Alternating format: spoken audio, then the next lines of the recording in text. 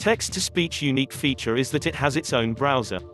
To access it, tap on the hamburger icon at the top left and select Browser. If you copied a URL before, the app will display it. If you want to use it, tap on it, and the app will open the site automatically. When you share the content of a site to the app, you can choose from two different options.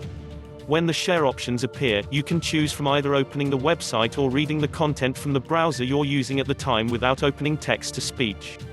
Another standout feature is being able to read any text that you copy without leaving the browser.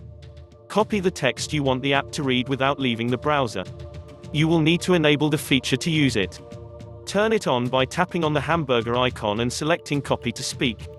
Free text-to-speech software can be enormously helpful for anyone who's visually impaired or has a condition like dyslexia that makes reading on screens tricky. It can also help overcome language barriers for people who read a language but don't speak it, or are in the process of learning. Text-to-speech software is also ideal if you want to listen to a document while doing something else, if you find it easier to retain the information you've heard, or if you want to sense-check something you've written.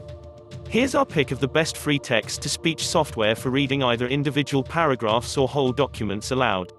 For ripping audio from videos, check out our guide to the best YouTube to MP3 conversion software.